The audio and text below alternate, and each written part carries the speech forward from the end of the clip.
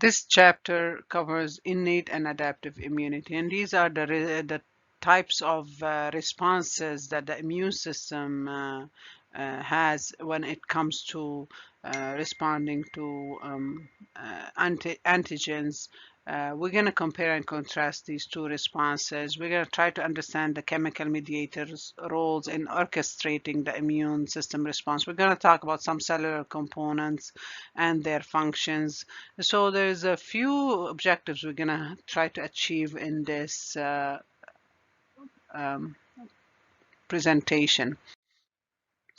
So what is the immune response? And it's really a collection of a few components and that work together in a very structured way to the point that you can't sometimes you cannot you want to stop it and you can't stop it, and that is to achieve that protection.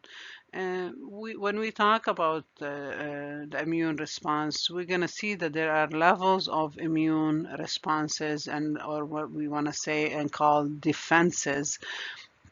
You saw we said innate or adaptive, and here we're seeing innate or the non-specific and the adaptive or the more specific. Actually, some scientists go into dividing the immune response into three layers, like the first line of defense, the second line of defense, and the third line of defense. And in between, in that sandwich of the first line and the third line, which are your innate and adaptive, lies that inflammation that we covered in the previous presentation.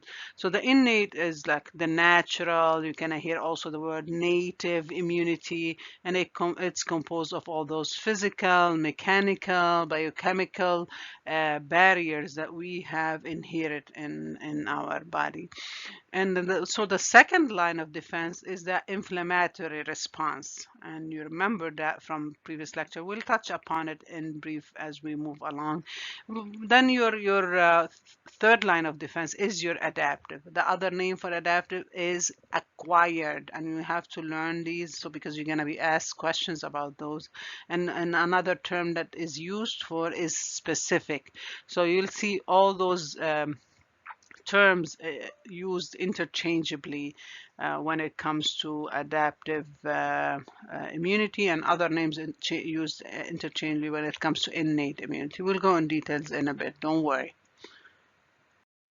So remember that we said that there are going to be cellular components to the immune system response.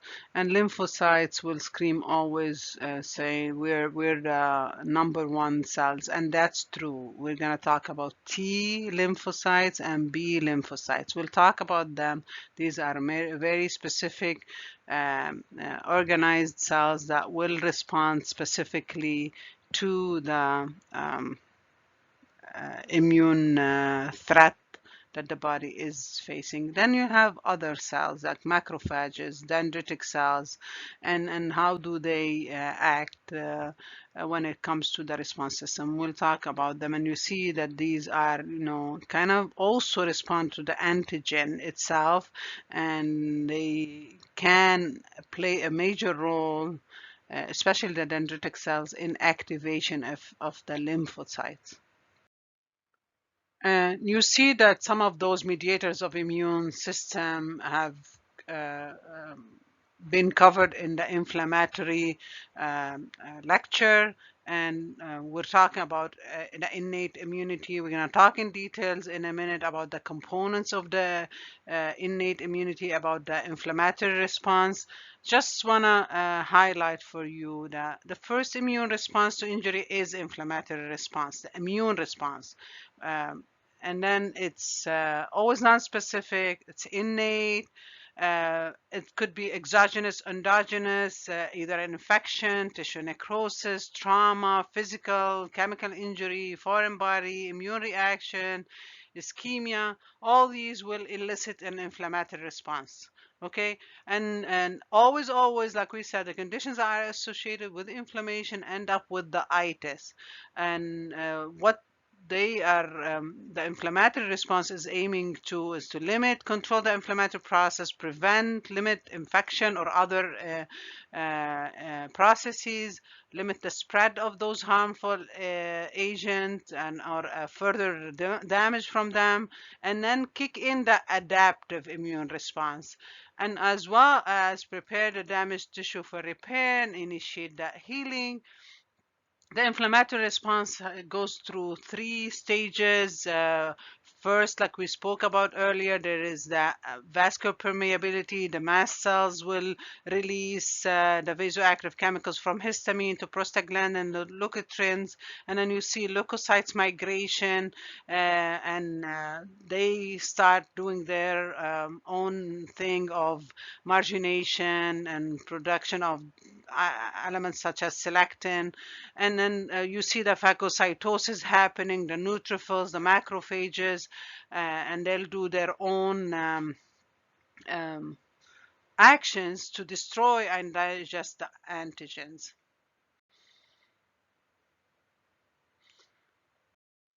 So going back to innate immunity, the components of innate immunity, you have those epithelial barriers. I'm going to dig a little bit deeper in those. Those barriers, they could be physical barriers, they could be chemical barriers, they can be microbial barriers. We'll talk about those. So physical barriers, your skin is a physical barrier. The lining of your GI system, the GU system, your respiratory tract, these are all skin barriers. Then you have those some of the actions that your body does, like the coughing, the sneezing, the flushing of the urine of the bacteria, the vomiting, are all mechanical, physiological reactions that are acting as barriers. Then you have those chemical barriers where you secrete saliva, you secrete tears, you just secrete earwax, sweat, your mucus. These all are chemical barriers to fight back. And then you will have those normal flora. You have normal flora colonizing your gut, you have normal flora colonizing your skin, and they are the first line of defense. These are part of your innate immunity. And then we spoke about the inflammatory response as part of the innate immunity. It's kind of, if you want to divide them, the first line of defense is the epithelial barriers and whatnot, and the second line of defense is the inflammatory response, and how your vasculature become dilated, permeable, the leak, and the white blood cells come and do their job. We spoke about these, correct? I want to talk a little bit about the cells that are part of the response before we dig a little bit about the phagocytic cells. So some of the cellular components are part of both the inflammatory and the innate immunity. The innate immunity, first, the first line and second line of defense, you have erythrocytes, your RBCs, thrombocytes, your platelets, leukocytes, your WBCs, and these will be involved in the primary response. Okay, not all leukocytes are primary response, only the granulocytes and the monocytes. More when you go talk about lymphocytes, you're talking about the secondary response or the specific response. So let's talk about them. And before we talk about them, we need to go back and talk about the immune system. Really, I need to highlight some of the components of the immune system. You have the mononuclear phagocytic system, you have the lymphoid system, and then you have the leukocytes. But for the lymphoid systems, what are some of the systems that are part of the immune system? You have the spleen, the thyme, the lymph nodes, the bone marrow, and we'll see some other things in the lymphoid system that are part of the immune system. And when we talk about the mononuclear phagocytic system, we're talking about all those cells that are situated across the system, from the brain to the neck to the lungs. You're seeing those immune cells situating, and they tend to have that independent role of engulfing and destroying invading microbes, invading toxins. So at the level of the lungs, you have those alveolar cells within the alveoli that have phagocytic effect. In the brain, you have the microglial cells. In the liver, you're going to see the Kupffer cells. In the connective tissues, you're going to see the histocytes. And then you have the phagocytic cells, the macrophage and the dendritic cells specifically. And these are your first immune cells, and they're the first to encounter the pathogen, and they start the fight, but they also secrete cytokines to communicate that there is an invasion happening and there's an intruder, and thus they activate the adaptive system. And especially the dendritic cells, they capture the antigen and present it so that it is the ID of that antigen is recognized by the system, and then the system will activate a response to it. The macrophages work on another layer where they will engulf and phagocyte those invaders, but they mostly also work on cleaning up. They kind of like they vacuum dead neutrophils and all that inflammatory debris. What else is there we need to know? Okay, so we spoke about the bone marrow. I want to dig a little bit deeper in the bone marrow, but before we go to the bone marrow, I want you to remember the lymphoid organs and system. There are lymphatics, the lymphatic vessels, and then you have the lymph nodes, where are primarily present on the neck, groin, axilla, thorax, abdomen. That's when you hear about this metastatic cancer cells, and that's how they know, because they find lymph nodes that are enlarged where they shouldn't. And then you have the mucosa associated lymphoid tissues. You have those in the conjunctival area, they called called, and they'll call them called, galt, nalt, valt, balt, based on where they're at. So if they're in the vulvovaginal region, they're called the valt, and so on. Then the bone marrow, I said we're going to come back to it, because the bone marrow, uh, they produce the cells, and same like how do you learn the meiosis, mitosis, how it breaks down. The first cell breaks down into two, the myeloid and the lymphoid. The lymphoid is going to go into one kind, the lymphoblast, and that kind will break into B cells, T cells, and the natural killer cells. They come from the same cell, but they differentiate. The myeloid differentiate into three main cell types: your thrombocytes, your erythrocytes, and the leukocytes, specifically the granulocytes. So that's how you're going and differentiating. When you do a CBC count of the blood cells, you will see that they order it sometimes with differentials. The regular CBC will tell you how much is hemoglobin, how much is the hematocrit, how much is the platelet, how much is the RBC count. The differential will tell you of the white BCs, how many are neutrophils, how many are lymphocytes, how many are monocytes, how many are eosinophils, how many are basophils. And you need to get familiar with what each one of them does. Like neutrophils, they're the first to appear in the innate immunity. They have that phagocytic effect. The lymphocytes are more involved in the immune response. And the lymphocytes divide into the T cells and the B cells. Then the monocytes also, these are the macrophages we're talking about here. They're going to be the ones more responsible for phagocytosis.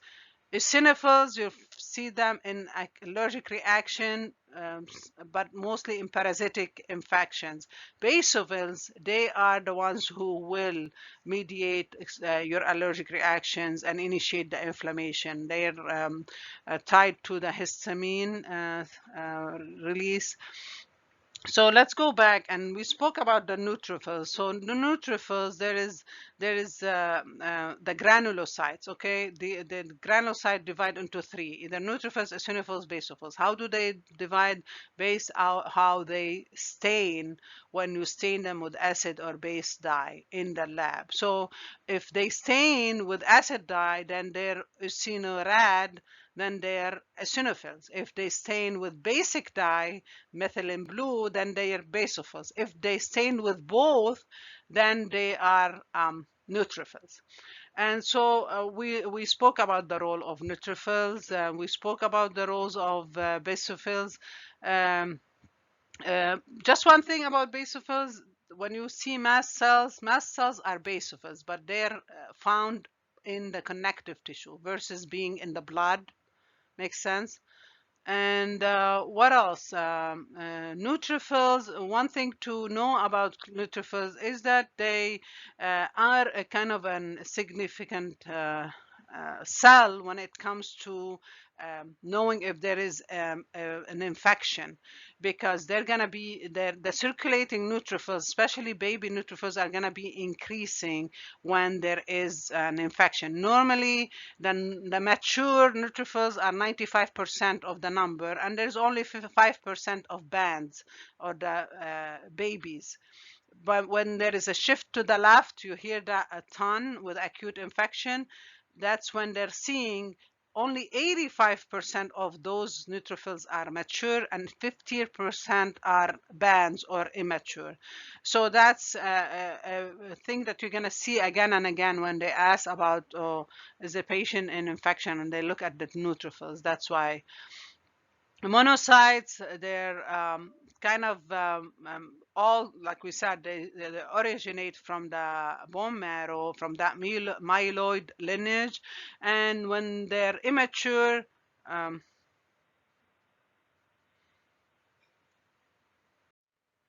they're macrophages, and they circulate in the bloodstream, and they're called monocytes. I mean, when they're in the bloodstream, when they mature and go into the tissue, they're called macrophages. Before they're monocytes, then they become macrophages. And one important cell we need to talk about is that dendritic cells. Why do they get, where do they get their name from? Is from the fact that they have dendrites, similar to nerve cells, and they have a major role in the fact that they link the innate response to the adaptive response. And they are similar to macrophages, and they are throughout the body in that mononuclear phagocyte system I told you, and they just act as the antigen presenting cell. They'll carry the antigen and present it to the lymphocytes, so that they bridge that response. And that's one thing I wanted to highlight for you. Um, These are mostly your mediators from the inflammatory response. We spoke about them. You can review them again from the previous lecture. The complement system is also one of the system that's activated in the inflammatory response. Kind of like complement system is more composed of items that are pre-enzymatic, and they're activated. One enzyme activates the second, and so you'll see a cascade response. Moving on to the adaptive immune system, and we said that we're going to hear a ton about lymphocytes and how do they act in that respect. What I wanted you to recognize is, why do we have an adaptive immune system? We need to be able to recognize the enemy before it has a well-formed colony in there. So we want to recognize ahead of time. We want to have that immune system that can be initiated spontaneously, that is so specific, and that has a memory to remember the enemy when the enemy comes. And we're going to learn that there's a couple of types of those. But let's talk a little bit about the lymphocytes. They're um, more of cells that have a high definition. So they have CD markers. Their lymphocytes. They may be found in the lymph nodes, their spleen, skin, mucosal tissue, but they also are found in the blood. So when they're found in the cells, they're called cell mediated. When they're found in the blood, they're called humoral response. And those lymphocytes, there are three types of lymphocytes. Then there is the natural killer cell that is mostly involved in the innate immunity. It goes into the circulation, doesn't have that marker, but it has a specific role. The beautiful thing about the natural killer cells is that it's not blind. It has some built-in recognition of what's self from non-self. So naturally, the natural killer cells will go in and kill anything that it feels it's a tumor-like, it's a virus-like, but it's not specific. But anything that it finds non-self is going to kill it. And we'll find later on when we talk about immune response that that can be a problem. Sometimes I give the person a new heart and I want that system to not treat it as non-self. So that's how the natural killer cells become a problem. Then the T cells, they're in the adaptive immunity. Why they are called T cells is because they get birthed in the bone marrow. That's where they're born, but they don't mature in the bone marrow. They go and sit in the thymus gland to mature. So when you hear that anatomically uh,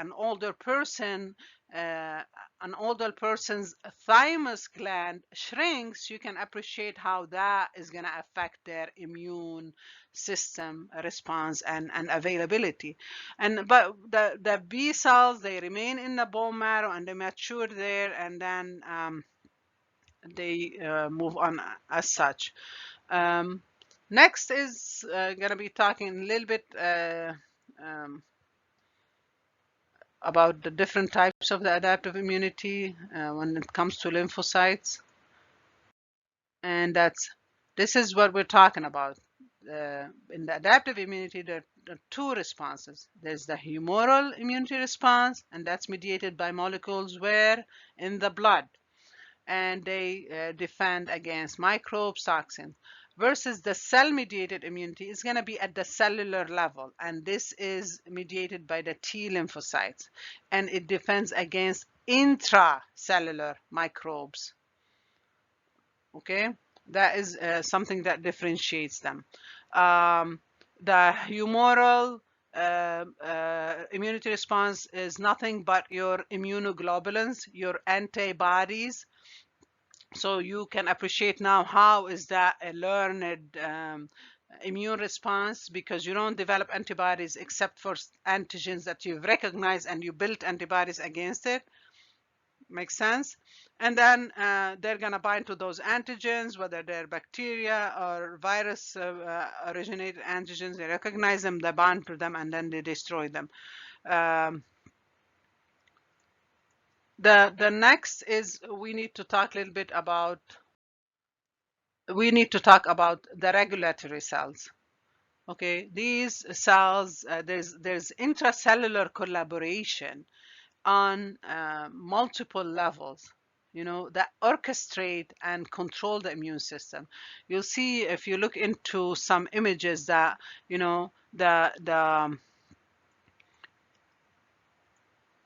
a B cell has the antigen and it finds it and it matches something on its receptor, say, oh, this one fits. And then, but it can't move because the B cell needs the helper T cell to activate it. So then the helper T cell comes and activated, then the B cell, after helper T cell activates it, wakes up and says, oh, I'm gonna split into plasma cells, and that's your blood floating cells, and the memory cells.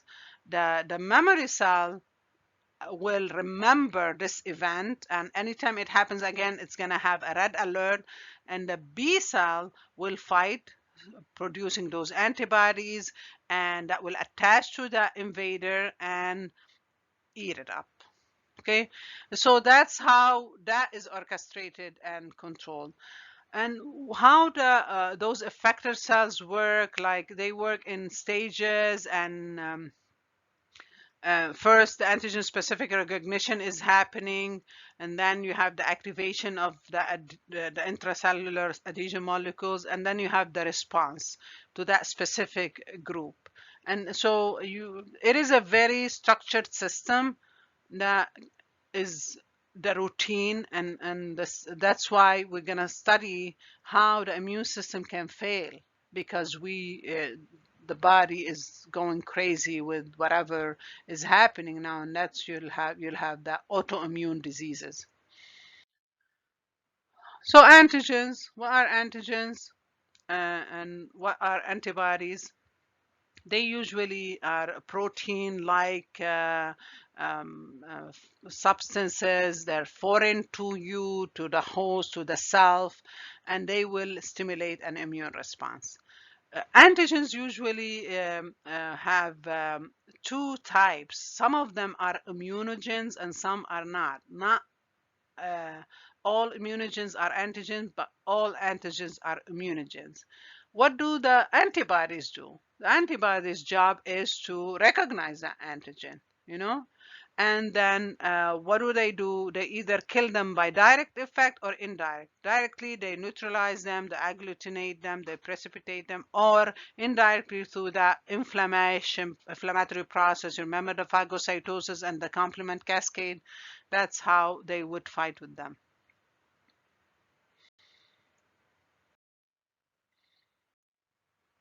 When we talk about antigens, we're going to talk about all elements that can produce antigens. Some of them are bacteria, fungi, viruses, protozoa, parasites, non-microbial. Let's refresh on bacteria. Bacteria are usually single-celled organisms. They don't have internal organelles. They break down, they degrade. There's multiple types of bacteria. There's the cocci that are spherical in shape. There are bacilli that are rod in shape. There's the vibrio that look like a comma. And there's the spirea that's twisted. Um, and there's many types of them. Some of them are just not only not harmful but beneficial, such as our guts bacteria, and our bacteria lives on our hands, and you differentiate them, gram-positive bacteria versus gram-negative bacteria, based on whether the gram stain reaction. The gram-positive will be dark purple under microscope, where the gram-negative will appear pink. And then you differentiate them: are they acid fast, do they resist staining, and that's your TB bug is like that. Then you differentiate them also. Do they require oxygen? Not aerobic versus anaerobic. So you'll have all those types of bacteria that are going to cause various diseases. Then we have the viruses, for example. They're very tiny agents. They have um, so they may have a protective envelope. They may have DNA versus RNA. If you heard that before, some of them will have the DNA, some of them they'll have the RNA. You hear of the retrovirus, where the enzyme reverses the transcriptase and converts their RNA into DNA.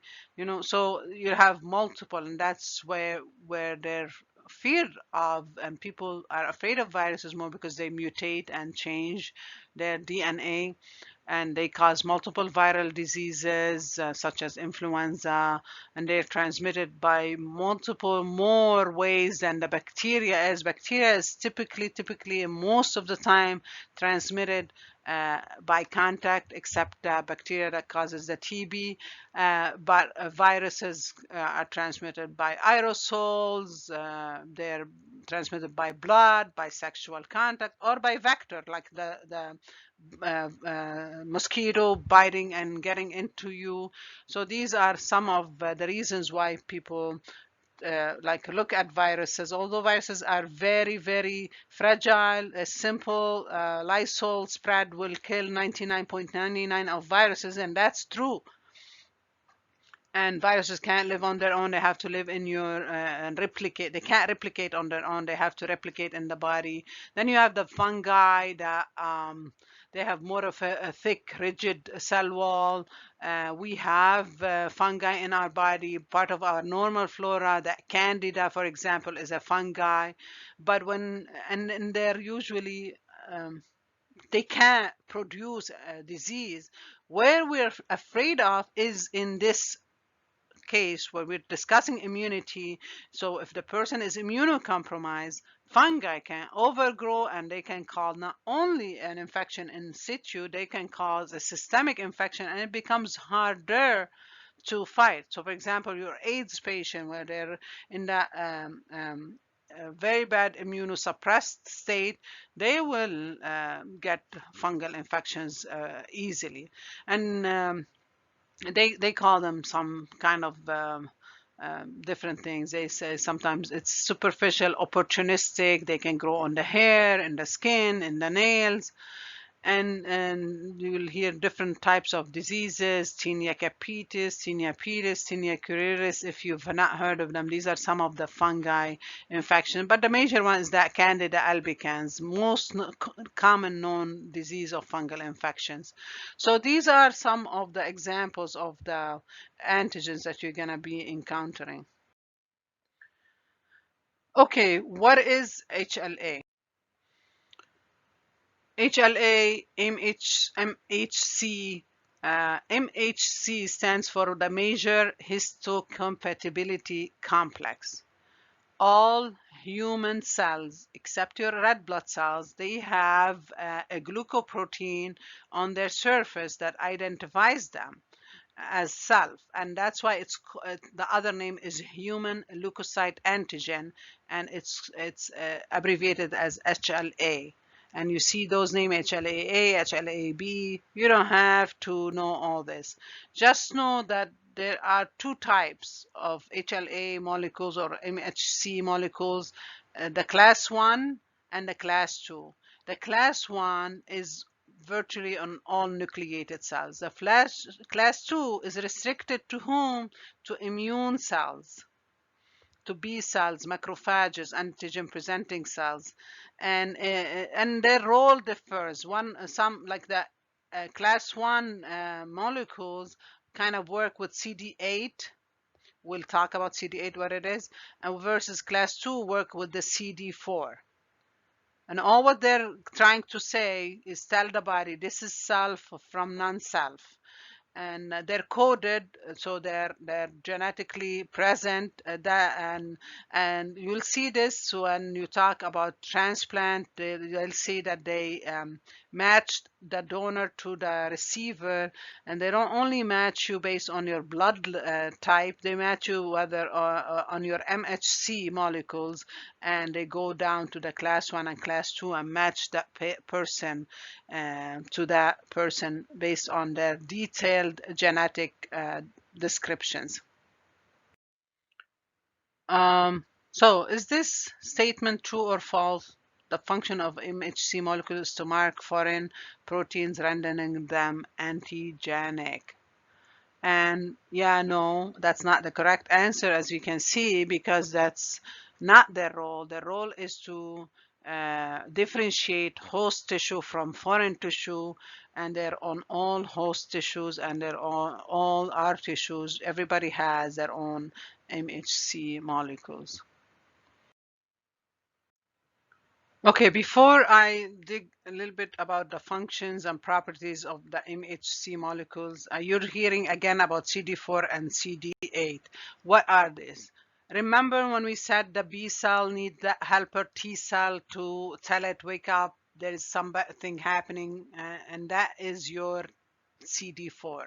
CD4 cells are your T helper cells, and your colleague's going to present about AIDS, and she's going to talk to you about how the CD4s are counted in AIDS and why HIV infection is so threatening to the host, because you lose those helper cells that are gonna kind of give you that wake up call. Wake up, there's an antigen that's coming to attack you, and that's how CD4s are essential.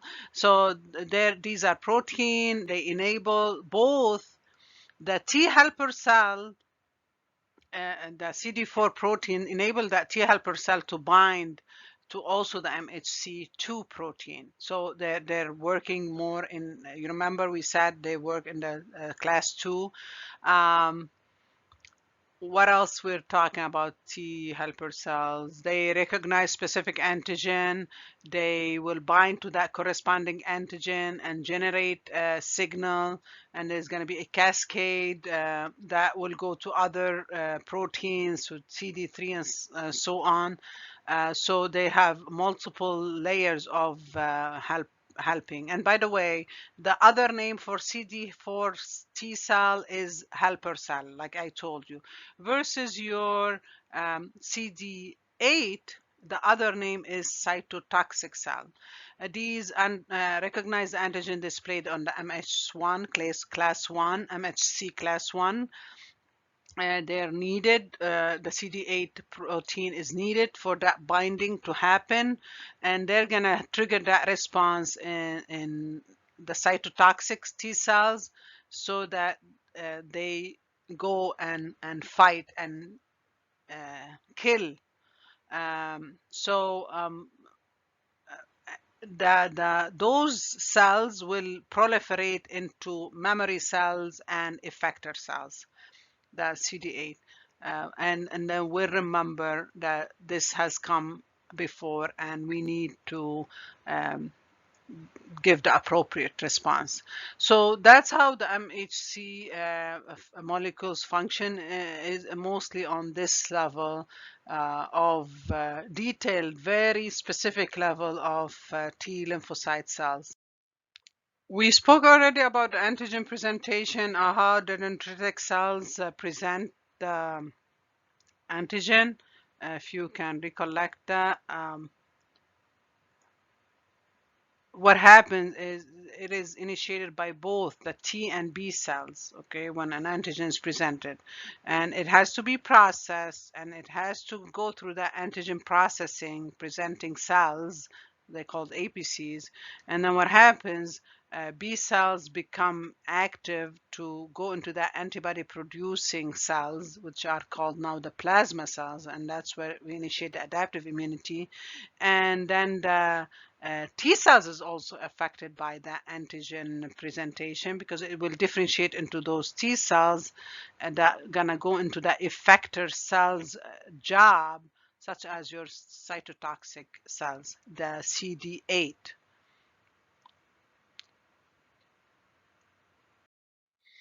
So again, we've covered these in previous slides.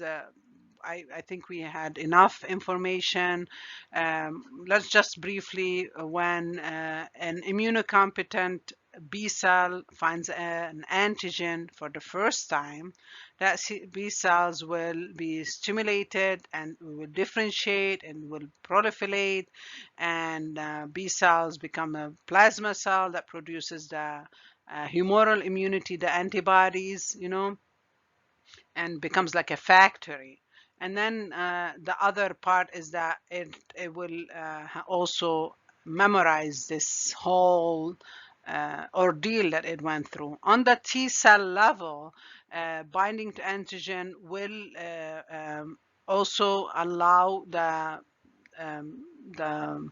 cytotoxic CD8 to actively participate in killing of those abnormal cells, foreign cells, as well as it will regulate the response by identifying self from non-self, and again, it will develop memory cells.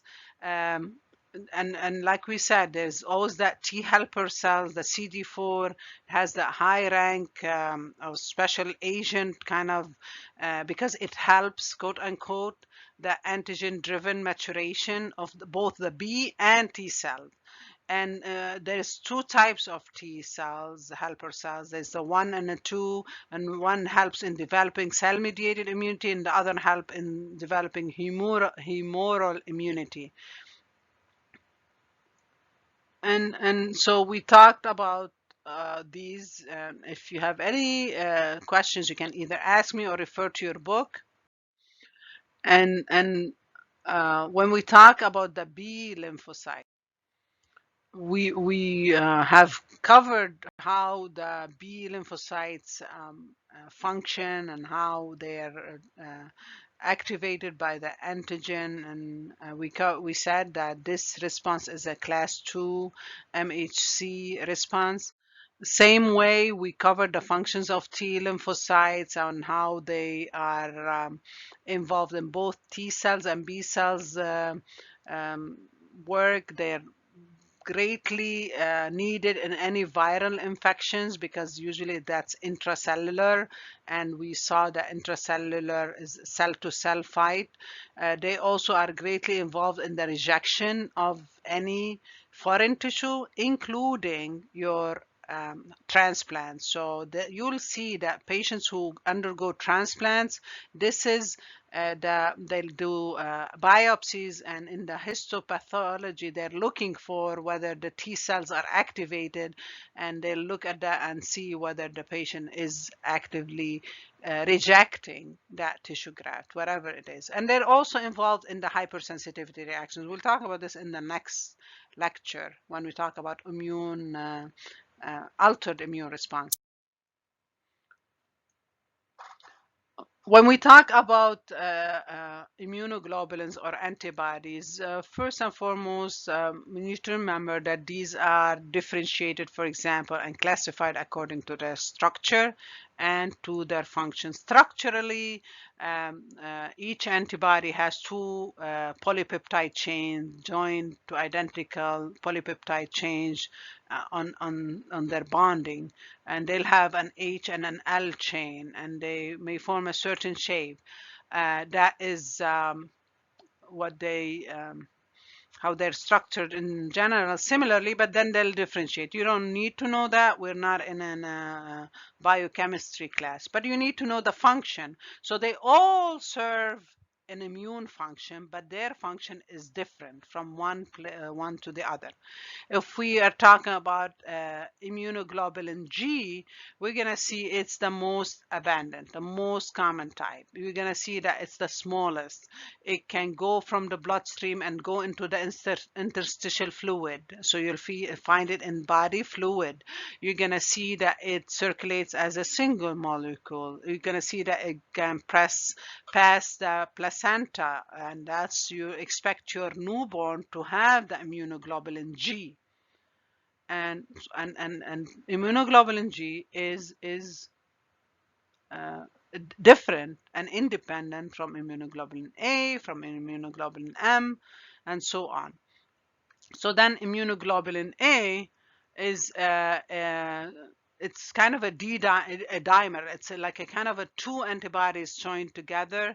Of course, like every one is produced by the plasma cells, but specifically by plasma cells located in tissue like skin and mucous membrane. So that way you know and appreciate that IgA is going to be predominantly in body secretions. And remember that it is found in saliva, in tears, in lung secretions, in the colostrum. So the baby can get the IgA from the mom, breast milk. Okay, so they get the IgG from the placenta, they get the IgA from the breast milk. Now, IgM is kind of more level than IgA. It's a 5 molecules of antibodies bind together, mostly found in intravascularly. It is hard for it to penetrate the capillary wall. Why? Because it's larger. It's the largest of those immunoglobulins, but it's the first to be produced when there is an antigen response, even earlier in neonatal life. So we're seeing how different immunoglobulins are going to be birthed differently. What else about it is the first, like I said, to be produced on exposure to antigen or after immunization. So thus it becomes more meaningful to say, oh, IgM is going to be produced first when we have the immunization. Okay, then if we're talking about IgD, this is more found on the B lymphocytes. Okay, it has low concentration in blood. It's kind of a receptor for the antigen, and it's needed to help the B cells mature. Um, it's it helps other immunoglobulins also formulate. Then you have your IgE, and what is different about IgE? It's also only a single molecule like IgG. It can be found in the serum. It helps more with the infections that are parasitic, in inflammatory reactions, in allergic reactions.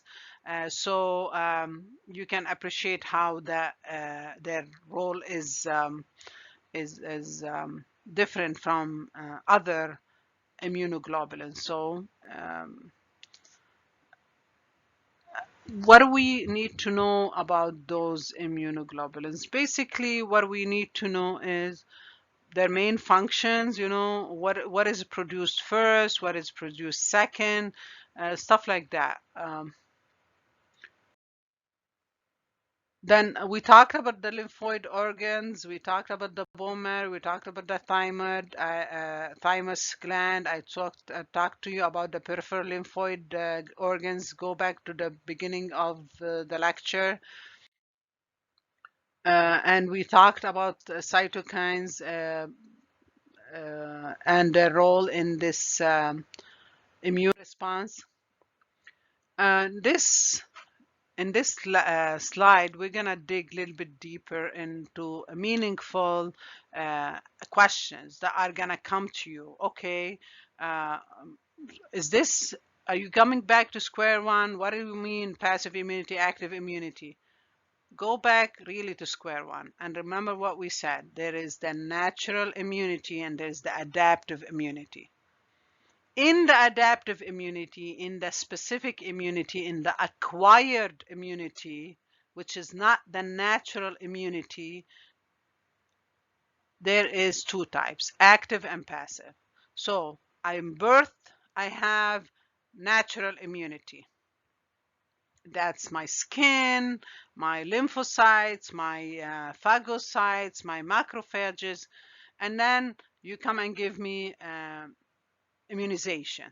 I get immunity. I get a specific immunity, or I get the disease, so I get specific immunity. Here, I wanted to focus.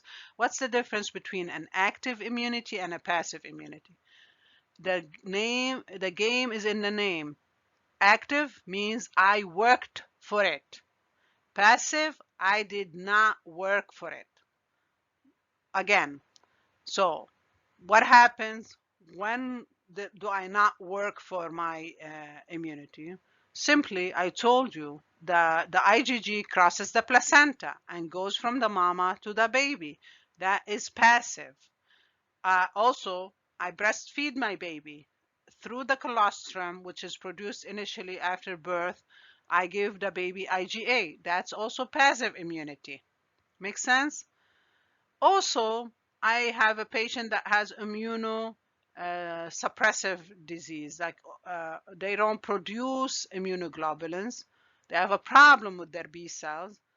I give them the immunoglobulins by an infusion. That is passive immunity.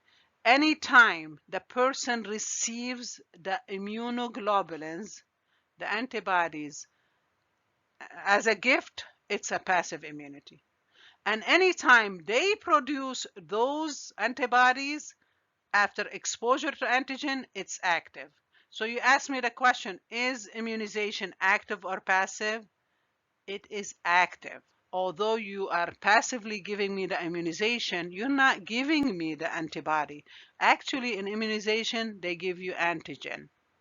So today, if I go get the flu shot, they're going to give me that virus, that antigen, but they give it to me attenuated, like it's kind of put down. So it's not so virulent, it will cause me to get sick.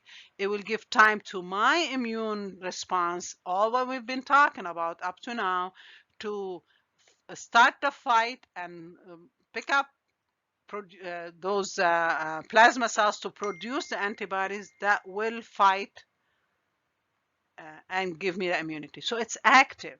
Although I'm getting immunized, it is an active immunity. So two ways to get active immunity: either get the disease without being vaccinated. So I know go now and get exposed to somebody with COVID, and I get the COVID immunoglobulins or antibodies. Now I'm actively immune against COVID.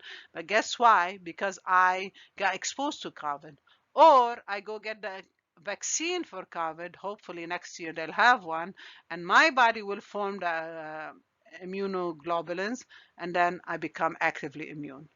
The passive, that baby that breastfeeds, the placenta, or if you give me the immunoglobulin via transfusion. Remember, you're going to be asked questions about this. Remember me.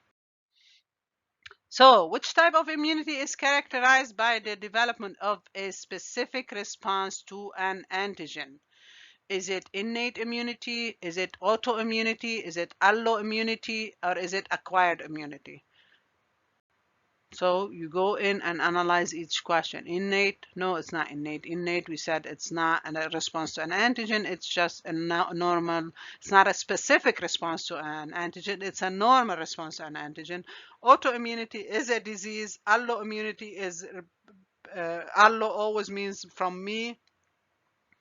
Acquired immunity is the cell-mediated immune response or the humoral-mediated immune response. When do we start to have that response, that immune response? When does it start happening? We have already spoken about that when a fetus is born, it has enough IgMs, but it doesn't have IgGs, you know? And then you'll have the IgAs when your mama breastfeeds you. But by the time we reach further down the line, we are going to be getting all those immunoglobulins forming with the vaccinations, with the exposure to illnesses. We will develop those immune responses, specific ones, not the natural. We're talking about the acquired. And by birth, supposedly, we all have our lymphoid organs well developed. What is different about the elderly then? The elderly, okay, we said by birth we have mostly most of the things, and within 1 year we get vaccine and get exposed to disease. So we have a well-rounded immune system. What happens when we grow older? When we grow older, we have less ability to adapt to environmental stresses. Remember, we talked about stress, and we talked about allostasis, and we talked about overload. So then our response to the immune threats is going to be less because we overused our stress response. Makes sense? Go back to that chapter and review. Again, the T cell activity is reduced. Why? Because the thymus gland shrinks. Can that person have the ability to mediate the T cell differentiation? The T cells themselves, they have a biological clock. They go through that wear and tear, and they get older. So these are some of the things that are gonna impact their ability to respond to an antigen and to get stimulated. But when there is an antigen, and that stranger danger alarm is not gonna alarm as loud, Probably if it alarms, I'll have poor hearing and I won't hear it as well.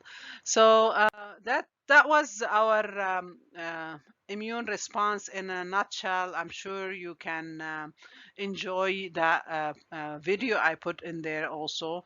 And then this questions kind of put it in a nutshell. What are some of the aging immune system factors that will make it less responsive? And all of the aboves are accepted.